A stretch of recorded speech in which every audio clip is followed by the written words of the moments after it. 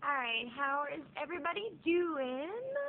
So, I decided I was not going to just wait because I was going to try and do a couple more videos, and I was trying to think, well, what videos am I going to try and do today while my daughter is sleeping, and because I have a makeup organization storage ideas video that I just did this morning, and I decided, hey, why wait? I'm just going to go ahead and do these little DIYs just so you guys can get started if you want to do these little, organizational tips and tricks. And I really think that these are so inexpensive, and if you're artsy fartsy like I am, I love art and, DIY type things. So one, I'm going to do another video that'll kind of talk about the glass aspect, about the little jars and stuff. This first video, I'm going to kind of give you like a mini demo. I'm not actually going to do the painting and everything, but just to kind of show you what to look for when you go to like a thrift store or even like a Target or any kind of well, you could probably get it anywhere really. It just depends on what you find.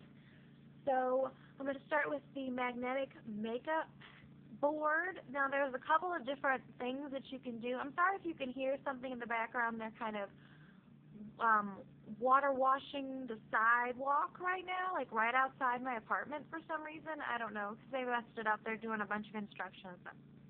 Alright, so I'm going to kind of give you, this is just a mini visual. I don't want to do a huge one, but this is just, this is really a deep one. You can use these too. I find that it's really nice to kind of push it out in your face. It can be kind of deeper like this is. It can be really thin.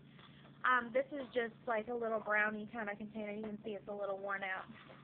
But this is just like a brownie container. You can also use a cookie sheet or anything. But when you go to like a thrift store or the store, what you want to do is you want to look for something that has, like this doesn't have it, that has an actual little holes already, drilled in the top and the bottom. And that will make it so easy to just go ahead and screw it into the wall, and it'll be really secure, and you can have it.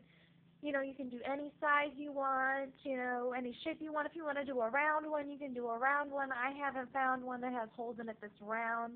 I find it's kind of goofy to have a round one on my wall, so I didn't do a round one. I'm sure you could find different shapes and different things and be creative. You don't have to have the square or the the rectangle type shape, but I thought this would be really easy to kind of show you how I would paint it.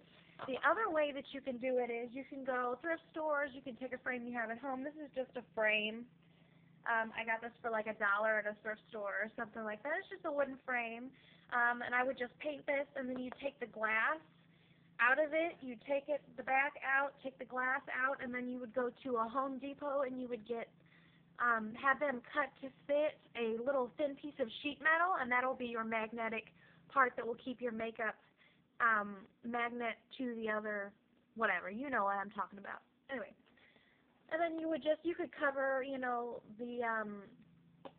the sheet metal with a piece of fabric that you want to go. You can go to like a fabric store or use a fabric that you have that you might be throwing away, a tablecloth or something, and you just want, a little bit of fabric. You can use fabric glue and glue it to the metal. You can not glue it. You can just go ahead and tape it really well, flat to the back, so if you want to change the fabric, you can. I haven't actually tried that one out yet.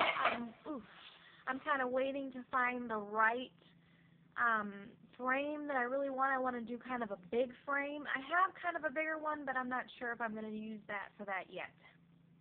So, if you have any more questions, I'm going to do a DIY. I'm probably going to do it as I build mine when I actually do it in the next month or two. We'll see when that happens and all that stuff.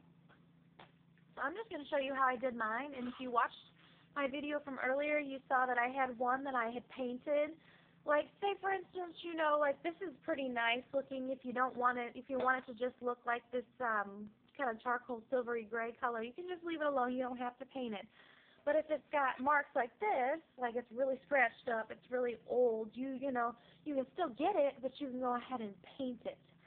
Now, this is a pretty easy to touch up. If, say, for instance, it chips, you can also put kind of a clear gloss coat over the top.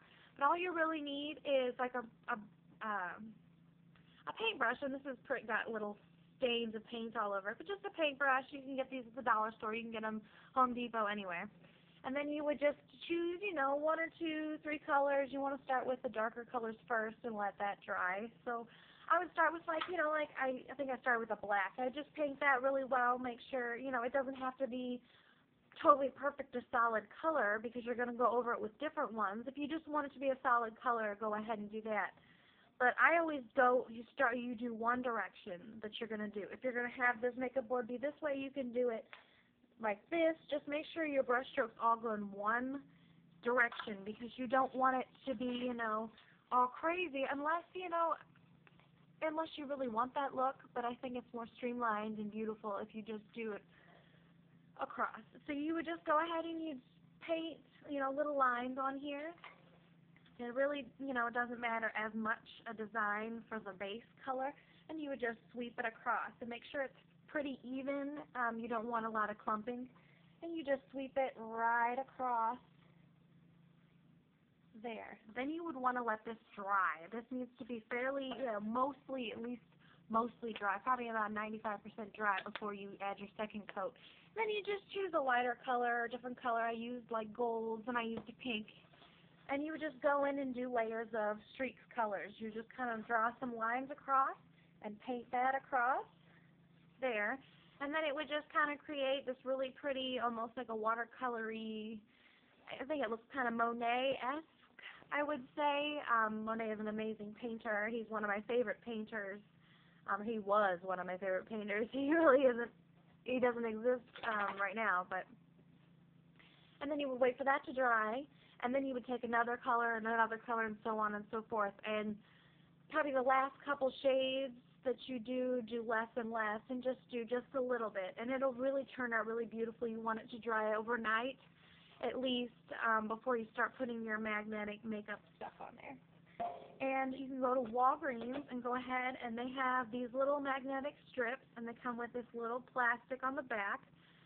You would peel this off and it has a sticky. I do find that the stickies tend to fail, so you would go ahead and pick up some super glue. You can go to the dollar store, wherever, you know, just to pick up a little thing, tube of super glue. Add the super glue on the sticky side and glue it to your makeup and let that dry. It dries very fast. And then once you have your makeup, you just magnet it on there. And it's really great. I really think it's amazing that you can see your makeup. You have this visual of, instead of hanging in a drawer and not knowing what shadows you have, what blushes you have, what, you know, what have you, you can have this visual and you can see every day, oh, I haven't used this shadow palette or like the mini palette in a while. The big palettes really don't work for this.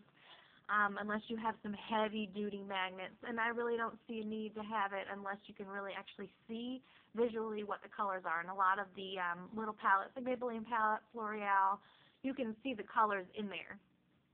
I did try to do it with like lipsticks and mascaras, but those are really hard because you have to unscrew or you have to pull it off, or it gets in, you put it in your purse, and the magnets just come off, and it's just really not a good idea to do it that way. The best way I found is powder products, powder face products, things that are more lightweight that you can easily magnet on there and have a nice visual. If you guys have any really like serious questions, or I didn't go over something that you really don't quite understand exactly what I am talking about, just kind of message me, you know, on here. You can comment below, let me know what you think, and please subscribe because it means a whole lot to me to see that people are actually liking my videos and actually seeing these videos and really enjoying what I'm doing. So, and definitely check out my makeup organization video, and definitely check out, I'm going to upload this video, I'm going to record it next and upload it soon. It's how to make these really pretty glass jars to put your makeup, etc. in, and just help store them. So let me know what you guys think, and please subscribe, and thank you guys for watching.